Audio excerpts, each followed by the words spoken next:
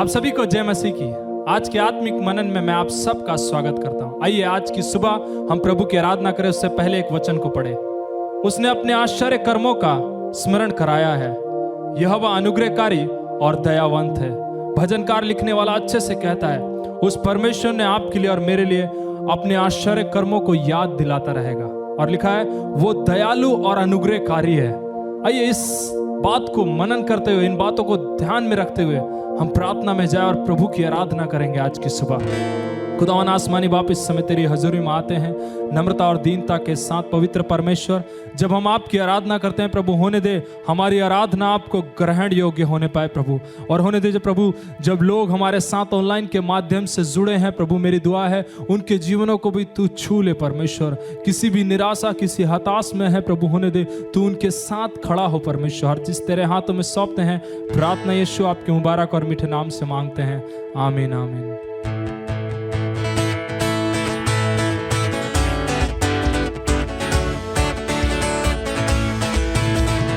यीशु तेरा नाम सबसे ऊंचा है।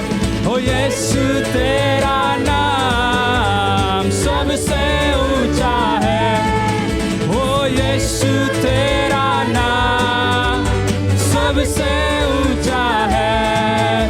जिस नाम में है मुक्ति, जिस नाम में है शक्ति, जिस नाम में शांति देता वो नाम चंगा। जिस नाम में है जिंदगी, यीशु है वो नाम। जिस नाम में है बंदगी, यीशु है वो नाम। यीशु तेरा नाम सबसे ऊंचा है।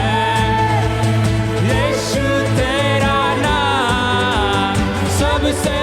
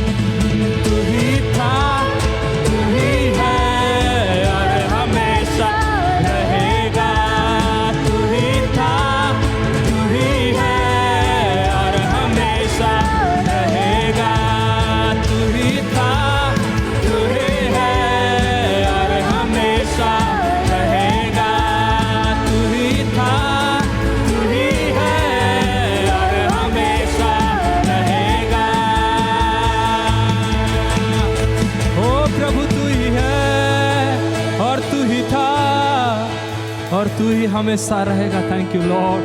प्रभु आप ही वो परमेश्वर हैं जो हर समय हमारे साथ रहते हैं। प्रभु धन्यवाद धन्यवाद।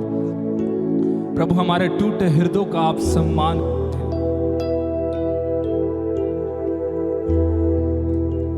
प्रभु आप हमारे टूटे हृदय का सम्मान करते। बाइबल में लिखा है कि यह ध्यान रख कि प्रभु उस टूटे हृदय का सम्मान करता है। ऐ खुदावन आज के दिन हम आपके सामने आते हैं।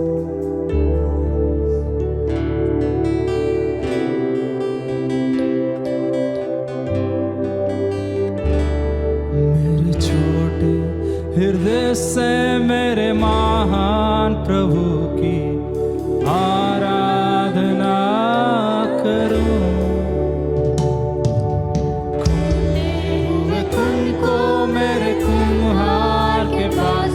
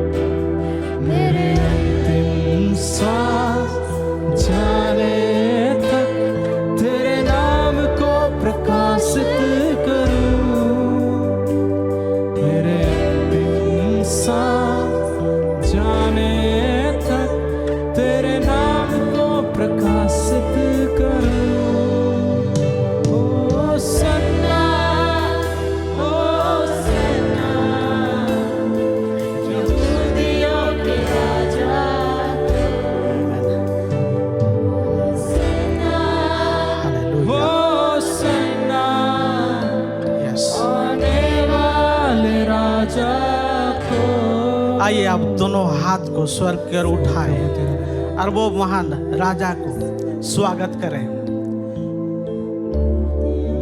राजा को धन्यवाद यीशु।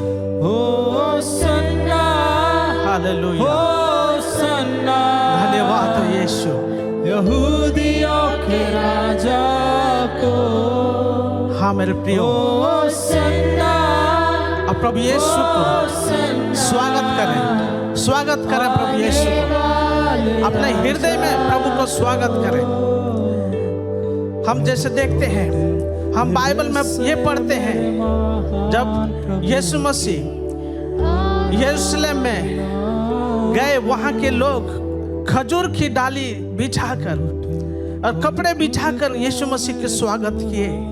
लेकिन आप कैसे आप यीशु मसीह को आप स्वागत करेंगे?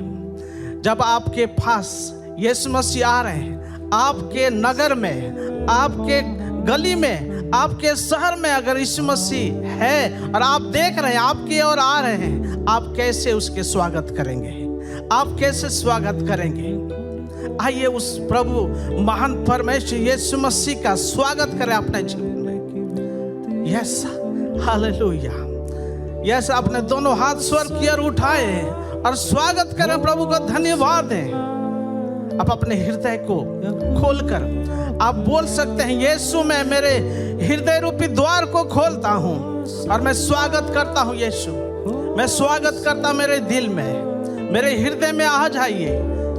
क्योंकि मेरे प्रियो, यीशु मसीह जहाँ भी जाते हैं वहाँ अद्भुत काम होता है, वहाँ आनंद और खुशियाँ, या वहाँ शांति ही शांति है। तो आपके जीवन में अगर सच में आप शांति की खोज में हैं, आप अगर यीशु को ढूंढ रहे हैं, बहुत दिन से ढूंढ रहे हैं, ये अच्छा समय है। आप अपने हृदय में यीशु को बुलाइए, आप अपने हृदय में बुलाइए। आप भी कह सकते हैं, होसन्ना, होसन्ना। Thank you Jesus. प्रभु को धन्यवाद है।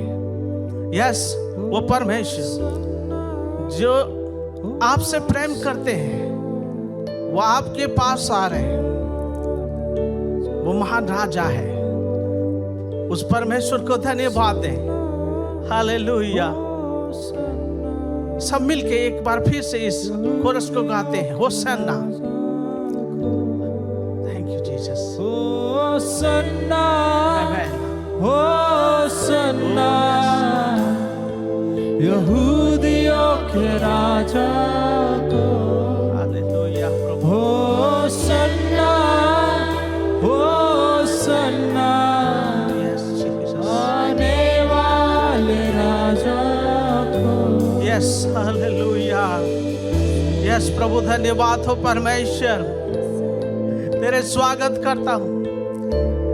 आइए अपने मन में आप ऊंचे आवाज से प्रार्थना कर सकते हैं। आप अपने परिवार के साथ बैठे हैं या आप अकेले भी हैं, लेकिन आप आइए उस महान परमेश्वर ऊंचा उठाएं, उसके नाम को धन्य कहें। होसन्ना, होसन्ना, तेरा नाम धन्य है प्रभु महान। तेरा नाम को मैं ऊंचा उठाता हूँ। मैं मेरे जीवन में तुझे स्वागत करता हूँ। इस तरीके से आप अपने प्रभु को स्वागत करें, प्रभु को स्वागत करें। धन्यवाद है यीशु। ओ यस गॉड, प्रभु तेरी स्तुति करते हैं, प्रभु महिमा करते हैं प्रभु। Thank you Lord Jesus. हालेलुया। आइए हम उस महान परमेश्वर को जैसे हम स्वागत कर रहे हैं, हम प्रार्थना करते हैं कि प्रभु हमारे जीवन में भी आइए, हमारे पारिवारिक जीवन में भी आइए और तू अद्भुत आश्चर्य कर्म हमारे जीवन में कर प्रभु। परमेश्वर पिता, हम धन्यवाद करते हैं कि आप हमारे आराधना को स्वीकार किया है प्रभु। धन्यवाद करते हैं कि आप हमको ग्रहण करते हैं, क्योंकि आप हमसे प्रेम करते हैं प्रभु। इस समय परमेश्वर सारा आदर महिमा हम आपको देते हैं, क्योंकि तू इस योग्य है प्रभु। आगे के समय को भी प्रभु तेरे हाथ में सौंपते हैं। धन्यवाद के साथ प्रार्थना यीशु मसीह के नाम में मांगते हैं, आमीन आमीन। इस समय हम सूचनाओं को सुनेंगे। हर रविवार फरीदाबाद के अलग अलग स्थानों में आराधना सभा होती है, जैसे कि धीरज नगर की आराधना सभा सुबह 9 बजे धीरज नगर क्षेत्र में होती है। सूरज कुंड की आराधना सभा सुबह 10 बजे सूरज कुंड क्षेत्र में होती है। रामनगर की आराधना सभा सुबह 8 बजे और सुबह 9 बजे रामनगर क्षेत्र में होती है। भरत कॉलोनी की आराधना सभा सुबह 9 बजे भरत कॉलोनी क्षेत्र में होती है। 21D 21C की आराधना सभा सुबह 9 बजे 21D क्षेत्र में होती है। दयाल नगर की आराधना सभा सुबह 8 बजे सूरज कुंड क्षेत्र में होती है। निमका की आराधना सभा सुबह 9 बजे निमका क्षेत्र में होती है। गदाखोर की आराधना सभा शाम 5:30 बजे गदाखोर क्षेत्र में होती है।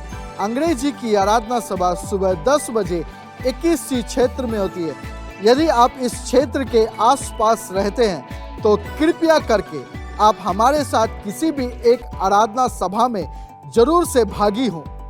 हर रविवार सुबह 11 बजे YouTube के माध्यम से आत्मिक विचार प्रस्तुत किया जाता है। मैं आपको उत्साहित करता हूं कि इस सभा के लिंक को अपने दोस्त, अपने प्रियजनों को भेजें, ताकि वह भी हमारे साथ प्रभु की आराधना ऑनलाइन के माध्यम से कर सके। हर शुक्रवार शाम 6:30 बजे परमेश्वर के साथ मुलाकात करने की सभा हमारे मुख्य कलीसिया भवन 21C में होती है और साथ ही ऑनलाइन के माध्यम से भी होती है। आप फेसबुक, यूट्यूब और जूम के माध्यम से भी जुड़कर आप परमेश्वर की महिमा कर सकते हैं। हर दिन पासवान का दल और प्रार्थना का दल आप सभी के लिए लगातार प्रार्थना करते हैं। आज ही अपनी प्रार्थना निवेदन को अपने पासवान को भेजें या फिर हमारे दिए गए स्क्रीन पे जो नंबर है आप उसमें SMS या व्हाट्सएप कर अपनी प्रार्थना निवेदन हमारे तक पहुंचा सकते हैं। आज के लिए इतना ही। अधिक जानकारी के लिए अपने क्षेत्रीय पासवान से संपर्क करें। धन्यवाद पास्टर आदित्य, अपने अच्छी तरीके से इस सप्ताह की सूचनाओं को बताने के लिए। और मैं आशा करता हूं कि सभी ने अच्छा से इस सप्ताह का सूचनाओं को सुना होगा। और आइए इस समय जैसे भेंट और दशमांश का समय है और फिर से पास्टर आदित्य आएंगे और हमको समझाएंगे भेंट और दशमांश के बारे में। यह समय है कि हम परमेश्वर को भेंट और दशमांश दें। मेरे प्रियो, मैं आपको उत्साहित करूंगा। परमेश्वर का वचन कहता है वह हर्ष से देने वालों से प्रेम करता है। और एक जगह लिखा है कि अपने भेंट और दशमांश को दबा दबा कर, क्योंकि जिस नाप से हम नापते हैं उस नाप से हमारे लिए नापा जाएगा। मैं आपको उत्साहित करूंगा, अपने भेंट और दशमांश को परमेश्वर के भवन में दें। बाइबल बताती है, मलाकी का किताब, परमेश्वर का वचन कहता है तुम हमें लूटते हो। किस बातों में हम परमेश्वर को लूटते हैं? परमेश्वर को देने के विषय में। परमेश्वर विश्वास योग्य चाहता है कि हम अपने कमाई का 10वां भाग अपने परमेश्वर के भवन में दें। मैं आपको उत्साहित करूंगा, अगर आप दान दशमांश को भेजना चाहते हैं ऑनलाइन के माध्यम से, कृपया ध्यान दें, आप अपने भेंट और दशमांश को फोन पे, गूगल पे, अमेजॉन पे, पेटीएम, पेजैप QR कोड को स्कैन करके और आप बैंक ट्रांसफर के माध्यम से भी अपने भेंट और दशमांश को भेज सकते हैं। आइए हम आपके भेंट और दशमांश के लिए प्रार्थना करें। खुदावंद यीशु मसीह, हम आपका धन्यवाद करते हैं, जितने लोग विश्वास योग्यता से प्रभु लगातार दे रहे हैं उनके जीवन में आपको आपकी आशीष को मांगते हैं। जितने लोग नहीं दे पा रहे, मेरी प्रार्थना है प्रभु आप उन्हें विशेष कर सामर्थ्य दे प्रभु, ताकि अपना भेंट और दशमांश प्रभु आपके भवन में देने पाए। मेरी प्रार्थना है आप आशीषित कर। धन्यवाद करते हैं, प्रार्थना प्रभु यीशु के नाम से मांगते हैं, आमीन। धन्यवाद पास्टर आदित्य, आपने सच में अच्छे तरीके से सिखाया, समझाया किस तरीके से परमेश्वर के राज्य की सेवकाई के लिए प्रभु के राज्य में कैसे बोएं, तो आपने सिखाया है। और मैं विश्वास करता हूं कि सभी ने सुना है और परमेश्वर के राज्य की बढ़ोतरी के लिए, परमेश्वर के राज्य में बोने के लिए सभी ने सीखा और उसको लागू करेंगे। तो इस समय मेरे प्रियो, हम परमेश्वर के वचन को अध्ययन करेंगे और हमारे बीच में प्रभु के दास पास्टर जॉनसन आएंगे और हमारे बीच में परमेश्वर के वचन को सिखाएंगे। धन्यवाद पास्टर अरुण। ये समय होगा प्रभु के वचन का कि हम प्रभु के वचन का मनन करें। आइए मेरे साथ निकालेंगे मत्ती रचित सुसमाचार उसका 28 अध्याय वचन 19। मत्ती रचित सुसमाचार उसका 28 अध्याय वचन 19। और आज जिस विषय पे हम मनन करेंगे, जिस विषय पे हम बात करेंगे, वो है कैसे हम दूसरों को प्रभु के विषय में बताएं। और यहाँ पे मत्ती रचित सुसमाचार उसका 28 अध्याय और वचन 19 में प्रभु यीशु मसीह इस प्रकार से आज्ञा देते हैं। यह इस प्रकार लिखा है, इसीलिए तुम जाकर सब जातियों के लोगों को चेला बनाओ और उन्हें पिता, पुत्र और पवित्र आत्मा के नाम से बपतिस्मा दो। बाइबल हमें बहुत ही अच्छी रीति से इस बात को बताती है कि प्रभु यीशु मसीह मुझे और आपको ये आदेश देते हैं कि हम जाएं और दूसरे लोगों को प्रभु यीशु मसीह के विषय में बताएं, उसके नाम की गवाही दें, उसके विषय में दूसरों को बताएं कि वो कैसा अद्भुत काम करने वाला परमेश्वर है। बाइबल इस रीति में कहती है, वो अपने चेलों से कहता है, इसीलिए तुम जाओ, हमें जाना है। बाइबल कई बार हमें इन दो वचनों के विषय में बात करती है। जब एक व्यक्ति प्रभु के पास आता है, प्रभु का वचन उसके लिए कहता है, हे सब परिश्रम करने वाले लोगों, मेरे पास आओ। और जब हम प्रभु के निकट आ जाते हैं, जब हम प्रभु के समीप आते हैं और जब हम उसके अद्भुत और आश्चर्य कर्मों को देख लेते हैं अपने जीवन में और जान लेते हैं कि वो कैसा महान और सामर्थी परमेश्वर है, तब प्रभु की आज्ञा मेरे और आपके लिए होती है, इसीलिए तुम जाओ और आप सब जातियों के लोगों को प्रभु के विषय में बताओ। और बाइबल बहुत ही खूबसूरती से इस बात को बताती है। जब एक ऐसा व्यक्ति जिसने प्रभु के विषय में कभी नहीं सुना, उसके लिए प्रभु का वचन कहता है कि वो प्रभु के पास आए और प्रभु से आशीष प्राप्त करे। यहाँ पे एक और वचन है जो मत्ती रचित सुसमाचार उसका 11 अध्याय वचन 28। यहाँ इस प्रकार कहता है, हे सब परिश्रम करने वाले और बोझ से दबे लोगों, मेरे पास आओ, मैं तुम्हें विश्राम दूंगा। यहाँ दो शब्द हैं जिसके विषय में बात करूंगा। बाइबल कहती है आओ और फिर बाइबल कहती है जाओ। अर्थात प्रभु का वचन हमें पहले कहता है हम प्रभु के पास आएं और प्रभु के अद्भुत कामों को अपने जीवन में देखें, और उसके बाद हमें जाना है ताकि उन अद्भुत कामों के विषय में हम लोगों को बता सकें और प्रभु यीशु मसीह की गवाही लोगों को दे सकें और लोगों को बता सकें कि प्रभु यीशु मसीह कैसा अद्भुत कार्य करने वाला परमेश्वर है जो मेरे और आपके जीवनों में अद्भुत कामों को करता है। यदि हम प्रभु के पास प्रतिदिन आते हैं, प्रभु हमारे जीवन में प्रतिदिन अद्भुत कामों को करेगा।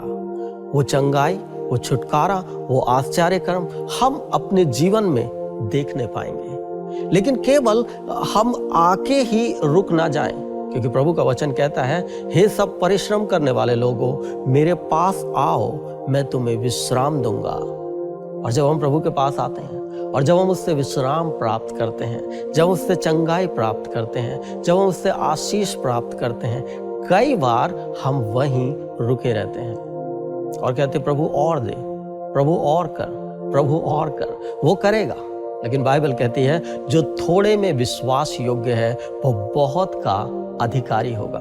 मैं आपको बताना चाहता हूं, जो भी कार्य प्रभु ने आपके जीवन में किया है उसकी गवाही हमें दूसरों को देना है, और जब हम उसकी गवाही दूसरों को देते हैं हम प्रभु के प्रति विश्वास योग्य हैं, क्योंकि प्रभु ने मुझे और आपको ये आज्ञा दी है कि हम दूसरों के पास जाएं और उन्हें प्रभु के विषय में बताएं। बाइबल कहती है, इसीलिए तुम जाकर सब जातियों के लोगों को चेला बनाओ और उन्हें पिता, पुत्र, पवित्र आत्मा के नाम से बपतिस्मा दो। हमें लोगों के पास जाना है और उन्हें प्रभु के विषय में बताना है, उन्हें प्रभु का सुसमाचार प्रचार करना है, उन्हें प्रभु के विषय में बताना है कि उसने कैसा अद्भुत कार्य इस पूरे संसार के लिए किया है।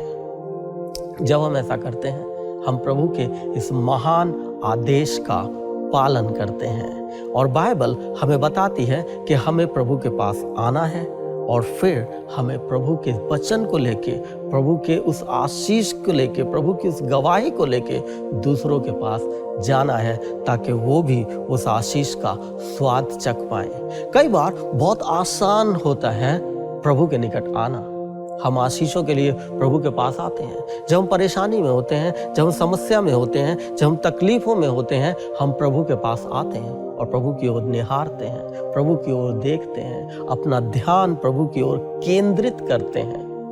लेकिन जब हम अपना ध्यान प्रभु की ओर केंद्रित करते हैं, प्रभु हमारे जीवन में अद्भुत कार्य करता है, प्रभु हमारे जीवन में आश्चर्य कर्मों को करता है। लेकिन उसके बाद जब बारी आती है दूसरों को प्रभु के विषय में बताने की, उन अद्भुत बातों के विषय में दूसरों को बताने की, प्रभु यीशु मसीह की गवाही दूसरों को देने की, तब हम कई बार रुक जाते हैं। तब हमारे मन में कई बार शक, संदेह और बहुत सारी ऐसी चीजें हमें रोक लेती हैं ताकि हम गवाही ना दें।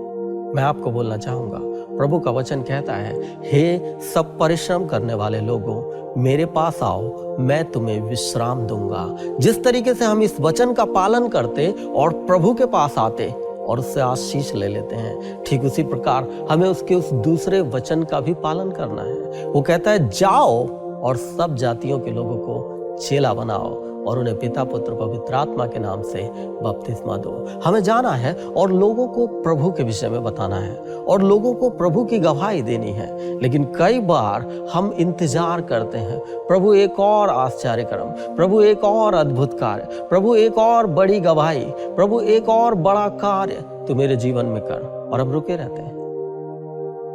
लेकिन मैं आपको बताना चाहूंगा, यदि हम थोड़े में विश्वास योग्य रहेंगे, प्रभु बड़े काम हमारे जीवनों में करेगा। आज मैं आपको चुनौती देना चाहता हूं, यदि आपके जीवन में प्रभु ने कुछ भी कार्य किए हैं और कोई भी प्रार्थनाओं के उत्तर आपके दिए हैं, आप उन्हें भूलें ना, परंतु आप उन्हें स्मरण रखें और प्रभु को धन्यवाद दें और उन्हीं वचनों को लेकर के, उन्हीं गवाहियों को लेकर के, उन्हीं टेस्टमनीज को लेकर के हम लोगों के पास जाएं और प्रभु के विषय में उन्हें बताएं।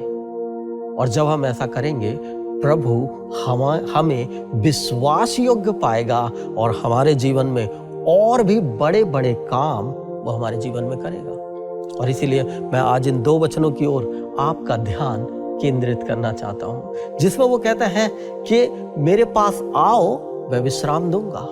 लेकिन उसके बाद वो कहता है, जाओ और सुसमाचार का प्रचार करो।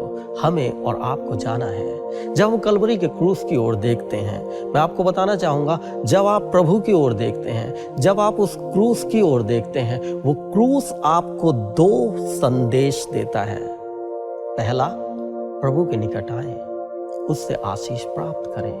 उसके बाद जाएं और दूसरों को प्रभु के विषय में बताएं। अगर हम केवल एक ही आज्ञा का पालन कर रहे हैं और दूसरे ओर नहीं देख रहे, तो हम विश्वास योग्य नहीं रहे।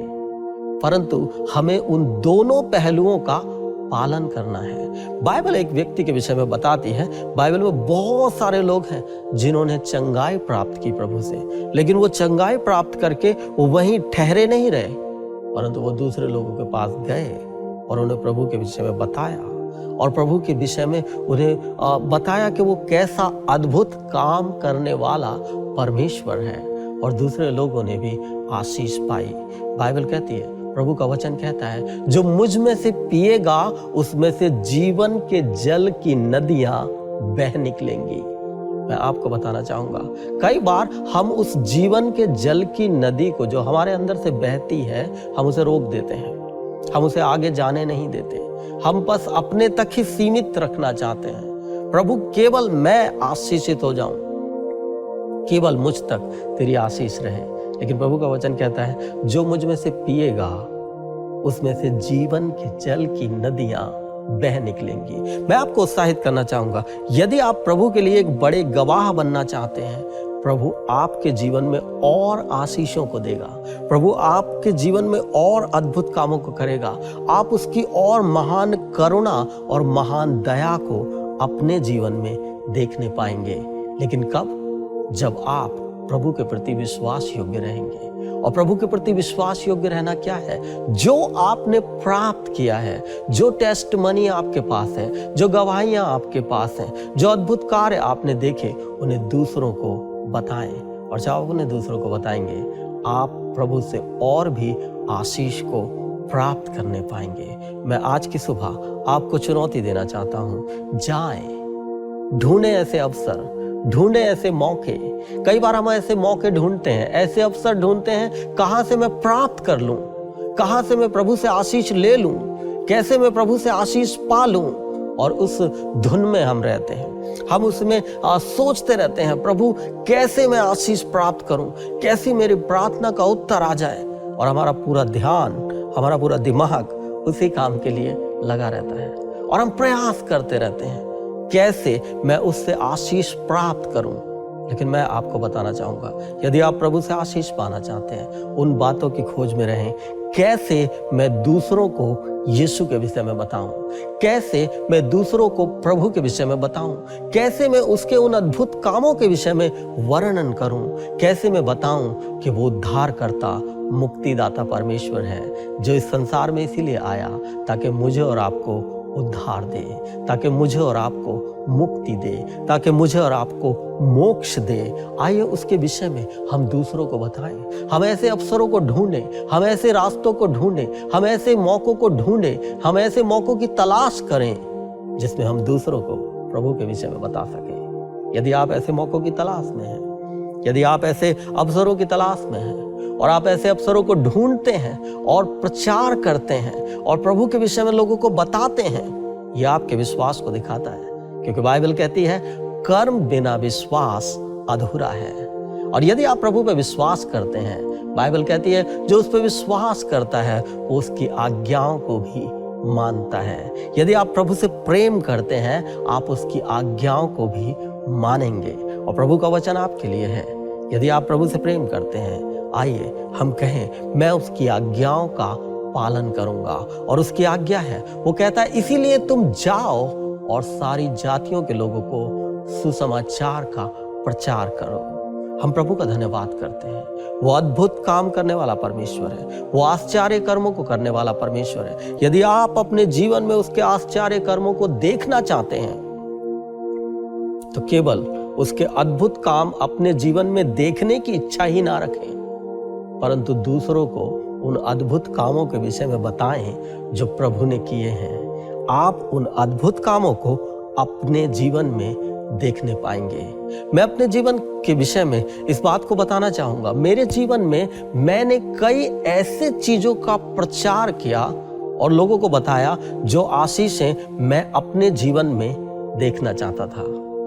और जब मैंने उन चीजों का प्रचार दूसरों के लिए किया, कई बार जब आप ऐसा प्रचार करते हैं, आपके लिए बहुत कठिन होता है वो प्रचार करना, क्योंकि आपका मन आपको गवाही नहीं देता। आपको लगता है ये आशीष शायद मैंने भी प्राप्त नहीं की। लेकिन मैं आप अपने जीवन से बताना चाहूंगा, मैंने कई बार ऐसे प्रचार को किया है जो मेरी प्रार्थनाएं हैं, वो मैंने उनको दूसरे लोगों के विषय में बताया, दूसरे लोगों को बताया कि प्रभु ऐसे अद्भुत काम करने वाला परमेश्वर है। और लोगों ने विश्वास किया और मैंने उस आशीष को अपने जीवन में पूरे होते हुए देखा। आज मैं आपको चुनौती देना चाहता हूं, जो आशीषें आप अपने जीवन में लिए बैठे हैं और चाहते हैं प्रभु मुझे आशीष करे, उन चीजों के विषय में लोगों को प्रचार करें और बताएं कि प्रभु वो अद्भुत काम करने वाला परमेश्वर है और आप उसके उन अद्भुत कामों को अपने जीवन में देखने पाएंगे। क्योंकि बाइबल कहती है, प्रभु का वचन जीवित है और सच्चा है, और वो जहां पे भी बोया जाता है वो खाली वापस नहीं आता। वो दूसरे को भी आशीषित करेगा और आपको भी आशीषित करेगा। यदि आप आशीष प्राप्त करना चाहते हैं, यदि आप आशीष पाना चाहते हैं, यदि आप प्रभु की आज्ञा का पालन करना चाहते हैं, आइए प्रभु की इस आज्ञा का पालन करें। वो कहता है, इसीलिए तुम जाकर सब जातियों के लोगों को चेला बनाओ और उन्हें पिता, पुत्र, पवित्र आत्मा के नाम से बपतिस्मा दो। हम प्रभु के विषय में बताएं, हम प्रभु के विषय में चर्चा करें, हम प्रभु के बारे में लोगों को कहें। और जैसा कि हम जानते हैं, जब हम प्रभु के आश्चर्य कर्मों का वर्णन करते हैं, वो हमारे जीवन में कार्य करते हैं। आइए हम एक और वचन को देखते हैं, ये है यशाया 59 वर्स 1 से 2। यहाँ पे 1 और 2 वचन में इस प्रकार से लिखा है, सुनो, यहोवा का हाथ ऐसा छोटा नहीं हो गया कि उद्धार न कर सके, ना वे ऐसा बहरा हो गया कि सुन न सके, परंतु तुम्हारे अधर्म के कामों ने तुमको तुम्हारे परमेश्वर से अलग कर दिया है, और तुम्हारे पापों के कारण उसका मुख तुमसे ऐसा छिपा है कि वह नहीं सुनता। बाइबल यहां कहती है परमेश्वर का हाथ ऐसा छोटा नहीं है, और आगे कहता है कि उसके कान ऐसे बहरे नहीं हैं। ना तो उसका हाथ ऐसा छोटा है कि वो हमारा उद्धार कर सके, और ना ही उसके कान ऐसे बहरे हैं कि वो हमारी प्रार्थनाओं का उत्तर ना दे सके और हमारी प्रार्थनाओं को सुन ना सके। वो हमारी प्रार्थनाओं को बहुत ही बेहतर तरीके से सुनता है। हम जानते हैं कि हमारा परमेश्वर कैसा परमेश्वर है। हम जानते हैं कि हमारा परमेश्वर एक बहुत ही बेहतरीन परमेश्वर है। वो अद्भुत कामों को करने वाला परमेश्वर है। उसका हाथ सामर्थी है, वो अद्भुत कामों को करने में सक्षम है। वो हमारी हर एक प्रार्थना का उत्तर देने में सक्षम है। उसके कान बहुत ही बेहतरीन है। वो बहुत ही अच्छी रीति से सुनना जानता है, और जब हमारी प्रार्थनाएं जाती हैं वो उन्हें बहुत ही अच्छे तरीके से समझ पाता है और सुन पाता है।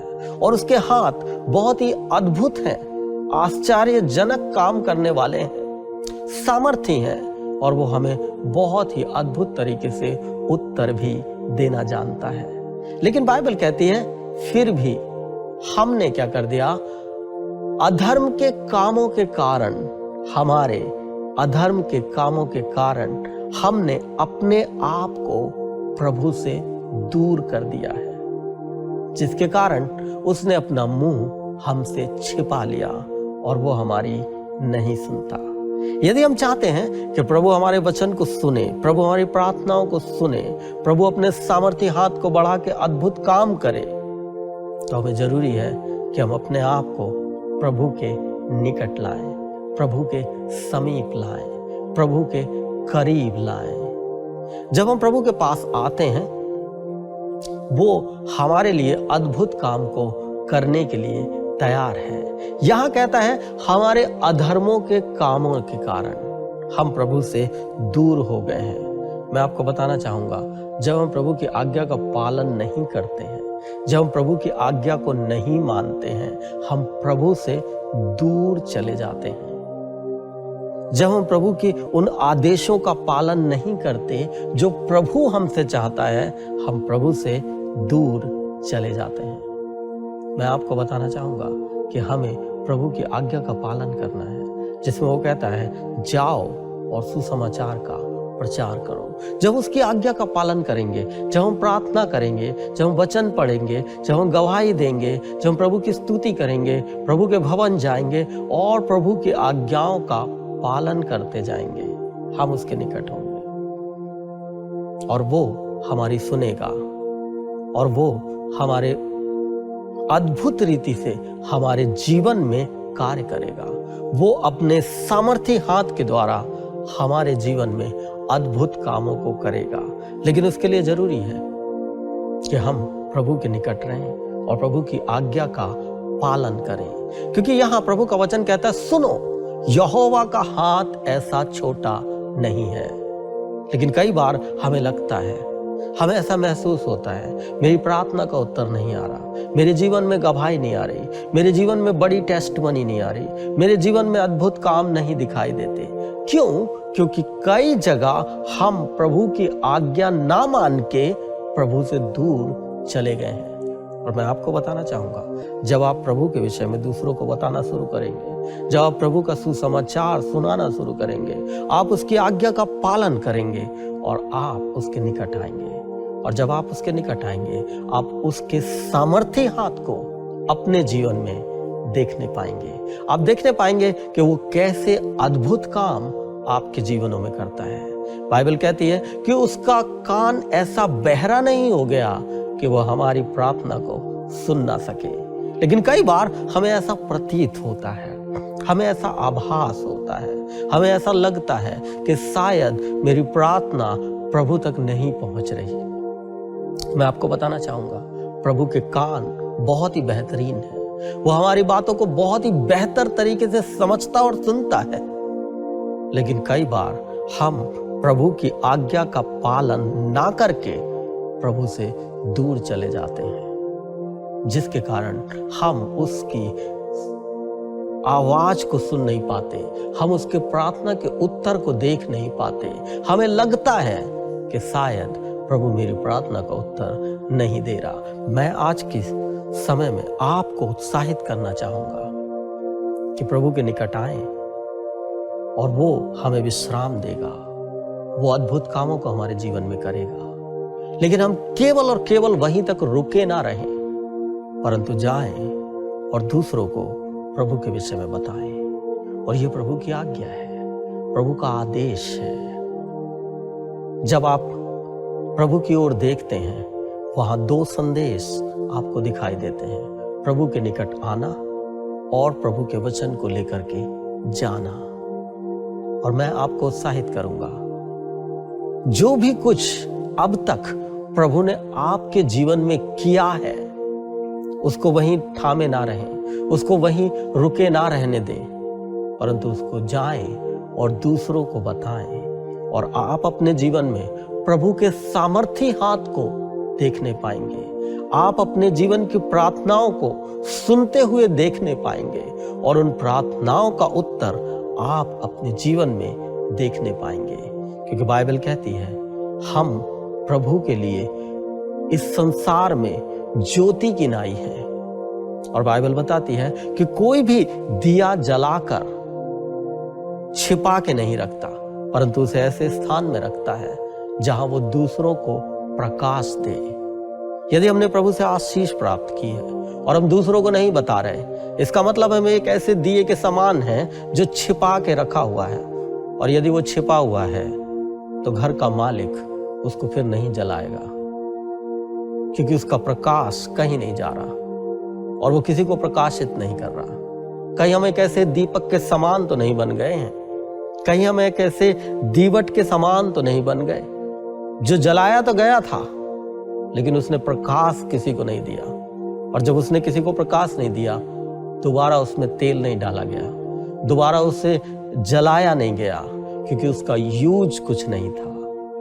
मैं आपको उत्साहित करना चाहूंगा, प्रभु ने आज तक जो भी आपके जीवन में अद्भुत काम किए हैं, उसके विषय में दूसरों को बताएं। और जब आप दूसरों को बताएंगे, प्रभु उस दिए को और भी प्रज्वलित करेगा, उसे और भी जलाएगा, और भी अच्छी ज्योति बनाएगा वो आपको, ताकि आप दूसरों के लिए गवाही का कारण बन सके।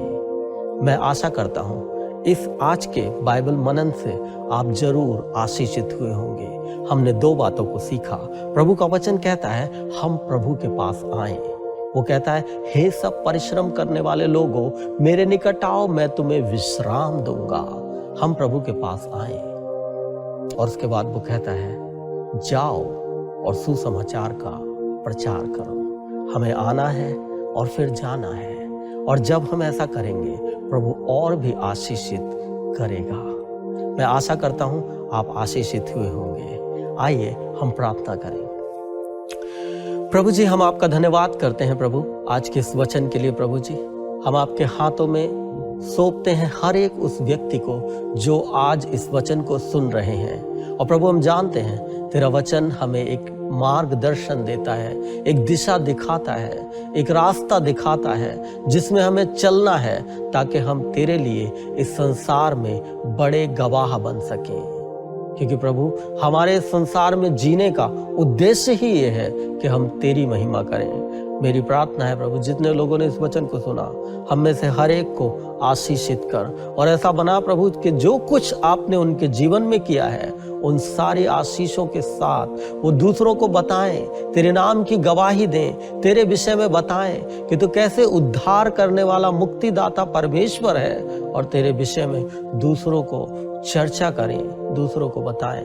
इस समय में प्रभु आपका आत्मा उन हर एक व्यक्ति को गवाह बनने में सहायता करे, उन्हें हियात दे, उन्हें हिम्मत दे, उन्हें हौसला दे प्रभु, ताकि वो तेरे लिए गवाह बनने पाए और अपने जीवन में और भी बड़े अद्भुत काम और आश्चर्य कर्मों को देखने पाए। धन्यवाद करते हैं राजा। हम प्रार्थना करते हैं प्रभु, यदि कोई बीमारी में है, यदि कोई परेशानी में है, उन सबको तेरे हाथों में सौंपते हैं। आपकी स्वर्गीय चंगाई, आपकी स्वर्गीय सामर्थ उनके जीवनों पे बोलते हैं प्रभु जी। हर एक रोग, हर एक बीमारियां यीशु मसीह के सामर्थी नाम से दूर होने पाए और लोग चंगे होने पाए और तेरे नाम की गवाही देने पाए। धन्यवाद करते हैं। धन्यवाद के साथ प्रार्थना यीशु मसीह के नाम से मांगते हैं, आमीन। और अब परमेश्वर पिता का प्रेम, प्रभु यीशु मसीह का अनुग्रह और पवित्र आत्मा की संगति अब से लेके हमेशा तक, जब तक प्रभु यीशु मसीह दोबारा बादलों पर ना आए, हम सबों के साथ बनी रहे। और सब ने कहा आमीन, आमीन।